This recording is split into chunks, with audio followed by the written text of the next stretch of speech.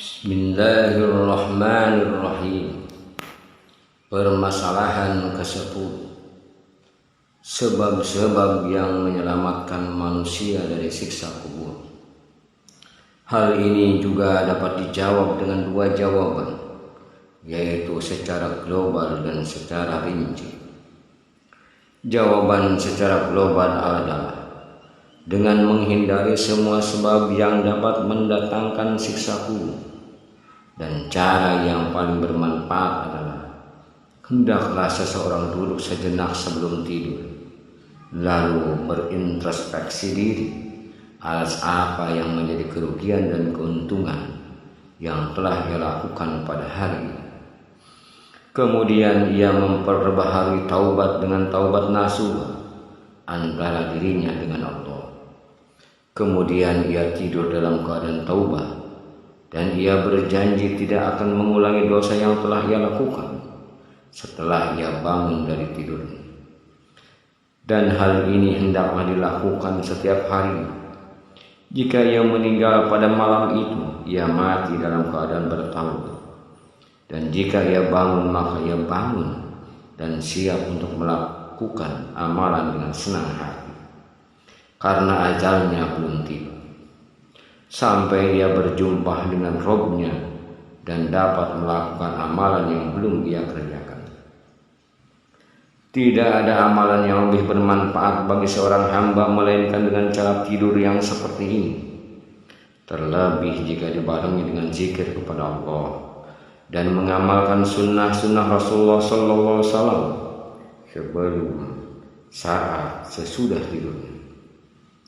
Maka barang siapa yang dikehendaki Allah untuk melakukan kebaikan pada dirinya, maka ia akan mendapatkan taufik darinya, dan tidak ada kekuatan kecuali kekuatan Allah Subhanahu wa ta'ala.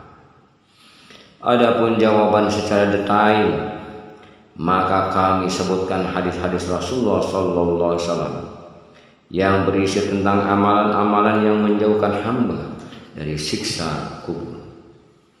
Di antaranya apa yang diriwayatkan oleh Imam Muslim dalam sahihnya dari Salman, ia berkata, aku mendengar Rasulullah sallallahu alaihi wasallam bersabda, ribatu yaumin wa lailatin khairun min syiyami syahrin wa qiyami wa in mata ajra alaihi amalahu allazina kana ya'maluhu wa ajra alaihi rizquhu wa amana fitan. Berjaga-jaga di perbatasan selama malam lebih baik daripada puasa sebulan beserta sholat malamnya. Jika ia meninggal, maka ia diberi balasan atas amalan yang telah ia laksanakan, dan ia diberi pahala berupa rezeki dan diselamatkan dari fitnah. Dalam Jami' At-Tirmidzi dari hadis Fadl bin Ubaid dari Rasulullah SAW, beliau bersabda, setiap orang yang meninggal disudahi dengan amalannya, kecuali orang yang meninggal dalam keadaan berjaga-jaga di perbatasan di jalan Allah. Sesungguhnya ia mendapatkan pahala dari amalan hingga hari kiamat dan diselamatkan dari fitnah kubur. At-Tirmidzi berkata, hadis ini hasan sahih. Di dalam Sunan An-Nasai dari Rasid bin Sa'ad dari salah seorang sahabat Nabi sallallahu alaihi wasallam bahwa seorang lelaki bertanya kepada Nabi sallallahu alaihi wasallam, wahai Rasulullah, mengapa orang-orang mukmin mendapatkan siksa dalam kubur kecuali orang yang mati syahid? Nabi sallallahu alaihi wasallam menjawab, kilatan pedang yang ada di atas kepalanya sudah cukup sebagai ujian baginya. Dari Al-Muqaddam bin Ma'ad Yaqrib, ia berkata, Nabi SAW bersabda, orang yang mati syahid memiliki 6 perkara di sisi Allah. Dosanya diampuni pada saat percikan darahnya yang pertama. Dia melihat tempat duduknya di surga, dilindungi dari siksa kubur, selamat dari ketakutan yang besar. Di atas kepalanya diletakkan mahkota kewibawaan. Permata baginya lebih baik daripada dunia dan seisinya. Dinikahkan dengan 70 bidadari dan dia dapat memintakan syafaat bagi 70 kerabatnya. Diriwayatkan oleh Imam Ibnu Majah dan At-Tirmizi, dan ini adalah lafaz At-Tirmizi. Beliau berkata, hadis ini hadis hasan sahih. Dari Ibnu Abbas beliau berkata, salah seorang sahabat Nabi SAW mendirikan kemah di atas kuburan, dan ia tidak menyangka bahwa di tempat itu ada kuburan. Ternyata itu adalah kuburan orang yang gemar membaca surat Al-Mulk sampai beliau meninggal.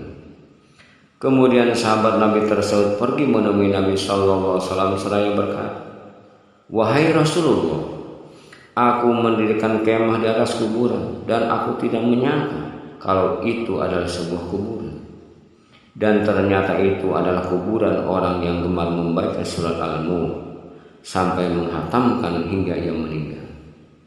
Maka Nabi SAW bersabda, surat Al-Mulk adalah pencegah dan penyelamat yang dapat mencegah orang tersebut dari siksa kubur. At-Tirmizi berkata, hadis ini hasan sahih.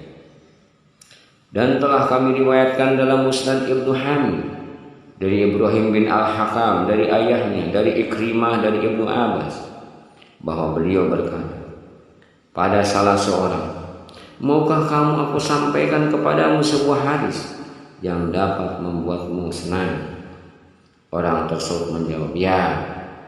Ibnu Abbas berkata, bacalah surah Al-Mulk, hafalkanlah serta ajarkanlah kepada istrimu, anak-anakmu, anggota keluargamu dan tetanggamu, karena sesungguhnya surah Al-Mulk adalah penyelamat dan penentang yang akan menentang pada hari kiamat di sisi Rabb-Nya bagi pembaca.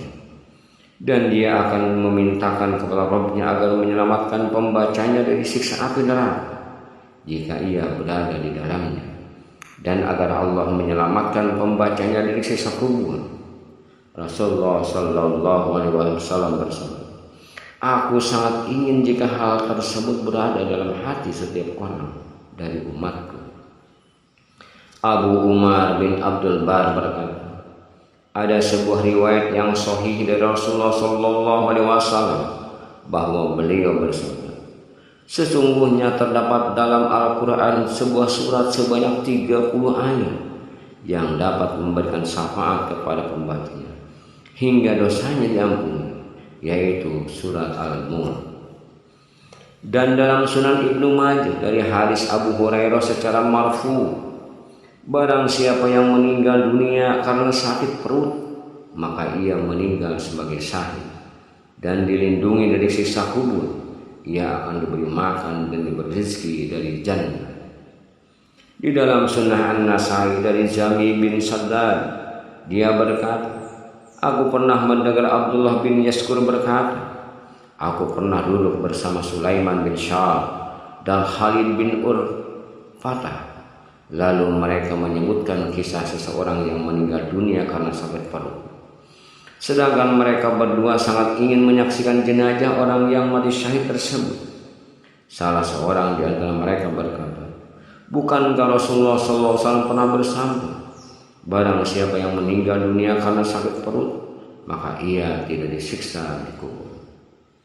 Ad-Dawud At-Tayalisi dalam musnadnya berkata, telah menceritakan kepada kami Syu'bah, telah menceritakan kepadaku Ahmad bin Jami bin Saddad dari ayahnya yang menyebutkan hadis ini. Dan ia menambahi sebagian yang lain mengatakan, tentu.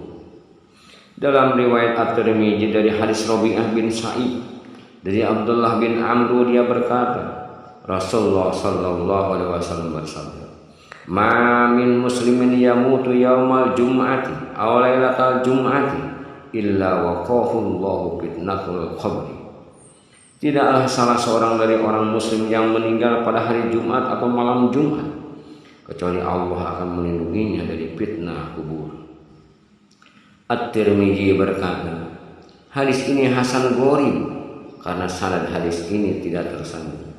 Bahwa Rabi'ah bin Sa'id meriwayatkan dari Abi Abdurrahman Al-Jablah dari Abdullah bin Amr, sementara ia tidak langsung mendengar dari Abdullah bin Amr.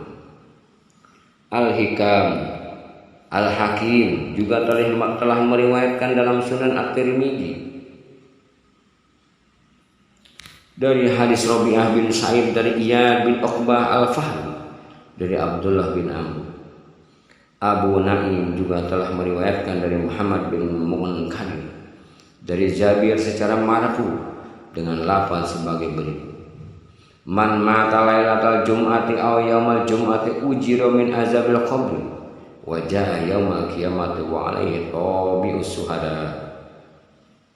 Barang siapa yang meninggal pada malam Jumat atau hari Jumat, maka ia dilindungi dari siksa kubur, dan ia datang pada hari kiamat dengan membawa label suhada. Amr bin Musa al-Wajihi meriwayatkan hadis ini sendiri. Dia adalah orang yang lemah. Dan juga sabda Nabi sallallahu alaihi wasallam, kilatan pedang yang berkelebat di antara kepalanya cukup bagi dirinya sebagai fitnah. Artinya bahwa Allah lebih tahu akan hal tersebut. Namun kemunafikan dan keimanan seseorang itu dapat diuji dengan kilatan pedang yang berkelebat di atas kepalanya. Jika ia tidak melarikan diri, jika sekiranya ia adalah orang yang munafik, sungguh ia tidak akan mampu bersahabat dengan kilatan sedang pedang yang berkelebat di atas kepalanya. Hal ini menunjukkan bahwa imannya yang membawanya untuk mengorbankan jiwanya untuk Allah dan hanya menyerahkan jiwanya untuknya. Terpancar kemarahan dalam dada karena Allah dan Rasulnya, menampakkan agamanya dan menjunjung tinggi kalimatnya. Hal ini telah menunjukkan kejujuran apa yang ada dalam hatinya, yang mana dia senantiasa berada di medan perang untuk berperang, sehingga tidak memerlukan lagi ujian di dalam kubur. Abu Abdullah Al-Qurtubi berkata, jika sekiranya orang yang mati syahid tidak diuji, maka orang yang siddiq layak untuk tidak diuji dan mendapatkan pahala yang besar, karena dia disebut lebih dahulu di dalam Al-Quran daripada syahid. Dan telah terdapat hadis yang menerangkan bahwa seorang yang berjaga-jaga dalam perbatasan, mereka tidak mendapatkan ujian di dalam kuburnya. Lantas bagaimana dengan orang yang memiliki tingkatan yang lebih tinggi darinya dan dari orang yang mati syahid? Banyak hadis-hadis sahih yang menolak pendapat ini dan menerangkan bahwa orang-orang siddiqin akan ditanya di dalam kuburnya sebagaimana yang lain. Inilah Umar bin Al-Khattab. Beliau adalah seorang pemuda yang sangat siddiq. Tatkala beliau bertanya kepada Rasulullah sallallahu alaihi wasallam ketika Nabi SAW mengabarkan tentang pertanyaan malaikat di dalam kubur, beliau berkata, apakah saya juga akan ditanya meskipun keadaanku seperti ini? Nabi menjawab, ya. Namun mereka berbeda pendapat tentang kondisi para nabi di kubur. Apakah mereka juga ditanya di dalam kubur mereka? Dalam hal ini ada dua pendapat. Yang kedua pendapatnya terdapat dalam mazhab Ahmad bin Hanbal dan yang lainnya. Tidak seharusnya menyamakan kekhususan yang diberikan kepada orang-orang yang sahih ini disamakan dengan para siddiqin. Walaupun mereka memiliki kedudukan yang tinggi dibandingkan para syuhada, para syuhada tidak dapat disamakan dengan orang yang lebih utama dari meskipun derajatnya lebih tinggi. Adapun hadis Ibnu Majah, barang siapa yang meninggal dunia disebabkan karena sakit, maka ia meninggal dalam keadaan syahid dan dilindungi dari fitnah. Dalam riwayat Ibnu Majah ini ada yang menyendiri dan di dalamnya terdapat pelang kejanggalan dan kemunkaran. Hadis semacam ini tidak dapat dibenarkan dan tidak dapat dipersaksikan pada Nabi sallallahu alaihi wasallam. Sekiranya hadis ini sahih, tentu terkait dengan hadis-hadis yang lain, yaitu orang-orang yang meninggal karena sakit perut. Dan jika ini sahih, beliau bersabda, orang yang sakit perut itu meninggalnya saja. Bahwa keumuman hadis ini tetap harus dibatasi juga. Allah tahu akan hal ini. Ada sebuah hadis yang dapat menyelamatkan seseorang dari azab kubur, yaitu sebuah hadis yang diriwayatkan oleh Abu Musa Al-Mandini yang alasannya dijelaskan di dalam bukunya At-Taghrib wa At-Tarhib. Dalam bukunya tersebut beliau menjelaskan dengan gamblang dan juga hadis yang diriwayatkan oleh Al-Fadl bin Fad'ah telah menceritakan kepada kami Hilal bin Jablah dari Sa'id bin Al-Musayyib dari Abdurrahman bin Samrah, dia berkata, Rasulullah SAW keluar menemui kami. Ketika itu kami sedang berada di Sufah di Madinah. Beliau berdiri di hadapan kami seraya bersabda, sungguh semalam aku bermimpi sesuatu yang sangat menakjubkan. Aku melihat seorang laki-laki dari umatku yang didatangi malaikat maut untuk mencabut rohnya. Kemudian didatangkan kepadanya kebaikan kepada kedua orang tuanya. Maka malaikat maut tadi mengambilkan rohnya. Dan aku juga melihat seorang laki-laki dari umatku yang sedang dikepung oleh setan. Kemudian didatangkan zikir kepada Allah yang membuat setan-setan yang terbang menjauh. Dan aku juga melihat seorang laki-laki dari umatku yang dikepung oleh malaikat azab. Ia didatangi sholatnya yang membuatnya selamat dari tangan-tangan para malaikat. Aku juga melihat seorang lelaki dari umatku yang menjulurkan lidahnya karena kehausan. Setiap kali ia mendatangi kubangan air, ia dicegah dan diusir. Lalu didatangi puasa Ramadan sehingga membuatnya dapat minum air tersebut hingga kenyang. Dan aku juga melihat seorang lelaki dari umatku dan para nabi yang duduk melingkar. Setiap kali orang tersebut mendekati lingkaran para nabi tersebut, ia dicegah dan diusir. Lalu dia didatangi kesuciannya dari janabah. Kemudian ia digandengkan tangannya dan menundukkannya di samping para nabi. Aku juga melihat seorang lelaki dari umatku di tengah-tengah kegelapan, baik dari depan, belakang, samping kanan, kirinya adalah kegelapan. Ia sangat kebingungan. Kemudian ia didatangi haji dan umrohnya yang membawanya keluar dari kegelapan dan memasukkannya ke tempat yang penuh dengan cahaya. Aku juga melihat seorang lelaki dari umatku yang ketakutan dengan kobaran api dan jilatannya. Kemudian ia didatangi sedekahnya sehingga dengannya dapat menjadi penghalang dirinya dari api tersebut serta dapat menaungi kepalanya. Aku juga melihat seorang lelaki dari umatku yang berbicara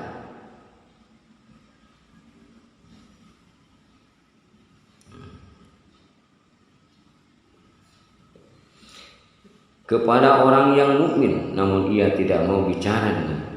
Kemudian didatangi silaturahmi yang berkata, wahai sekalian kaum mukminin, sesungguhnya ia adalah orang yang suka bersilaturahmi, maka berbicaralah dengannya. Kemudian orang-orang mukmin tadi berbicara dengannya serta berjabat tangan dengannya. Aku juga melihat seorang lelaki dari umatku yang dikepung oleh malaikat jabannya. Lalu ia didatangi amal ma'ruf nahi munkar sehingga ia selamat dari kepungan malaikat jabannya dan diserahkan kepada malaikat rahmat. Aku juga melihat seorang lelaki dari umatku yang berlutut, yang diantara dirinya dan Allah ada sebuah penghalang. Lalu ia didatangi akhlaknya yang baik. Kemudian ia dituntun Allah dan dibawa ke sisi. Aku juga melihat seseorang lelaki dari umatku yang catatan amalannya akan menuju ke tangan kirinya. Kemudian didatangi rasa khauf, takutnya kepada Allah, sehingga catatan amal tersebut berada di tangan kanan. Aku juga melihat seorang lelaki dari umatku yang berat timbangannya sangat ringan. Kemudian didatangi anak-anaknya yang meninggal ketika masih kecil, sehingga timbangannya menjadi berat. Aku juga melihat seorang lelaki dari umatku yang berdiri di pinggir neraka jahanam. Kemudian didatangi rasa roja, harapan kepada Allah, sehingga ia diselamatkan dari tempat itu dan pergi darinya. Aku juga melihat seorang lelaki dari umatku yang sudah berada di dalam neraka. Kemudian didatangi tangisannya karena takut kepada Allah, sehingga ia diselamatkan darinya. Aku juga melihat seorang lelaki dari umatku yang berdiri di atas sirat, yang gemetar sebagaimana pelepah daun yang digoyang dengan angin yang kencang. Kemudian didatangi prasangka baiknya kepada Allah, sehingga ia menjadi tenang dan dapat melaluinya. Aku juga melihat seorang lelaki dari umatku yang merayap di atas sirat, terkadang ia merangkak, terkadang pula ia bergelantungan. Kemudian didatangi sholatnya sehingga ia bisa berdiri tegak di atas sirat dan dapat menyeberanginya. Aku juga melihat seseorang lelaki dari umatku yang berhenti di depan pintu surga, dan pintu itu terkunci untuknya. Kemudian didatangi syahadatnya sehingga pintu itu dapat terbuka baginya dan ia masuk ke dalamnya. Al-Hafidz Abu Musa berkata, hadis ini hasan sekali. Diriwayatkannya dari Sa'id bin Al-Musayyib dan Umar bin Zur, Ali bin Jaid bin Jad'an. Ada pula hadis yang semisal dengan ini yang dikatakan bahwa mimpi para nabi sama dengan wahyu. Hadis ini seperti Johir, tidak sebagaimana hadis yang diriwayatkan dari Nabi SAW bahwa beliau bersabda, aku bermimpi seakan-akan pedangku patah, kemudian aku menakwilkannya begini dan begini. Dan aku bermimpi melihat seekor sapi yang disembelih, dan aku bermimpi seakan-akan aku berada di rumah Uqbah bin Rafi. Telah diriwayatkan sebuah mimpi yang panjang dari hadis Samrah dalam As-Sahihain dari hadis Ali dan Abi Umar. Yang tiga riwayat ini hampir sama, yang menyebutkan siksaan yang didapat oleh orang-orang ketika mereka berada di barza. Adapun dalam riwayat ini siksaan dan amalan yang dapat menyelamatkan dari siksaan tersebut. Hadis ini diriwayatkan oleh Ibnu Musayyib Hilal Abu Jablah, seorang penduduk Madinah yang tidak mengenal kecuali hadis ini saja. Disebutkan pula oleh Ibnu Abi Hatim dari ayahnya seperti Al-Hakim Abu Ahmad dan Al-Hakim Abu Abdullah Abu Jabal menceritakan dari Muslim. Diriwayatkan pula oleh Al-Farid bin Fadal, beliau meriwayatkan hanya pada bagian tengahnya saja, tidak kuat namun juga tidak matruk. Dan diriwayatkan pula darinya Bishr bin Al-Wali, beliau adalah seorang yang faqih, lebih dikenal dengan Abi Khatib. Beliau memiliki mazhab yang memiliki jalan yang baik.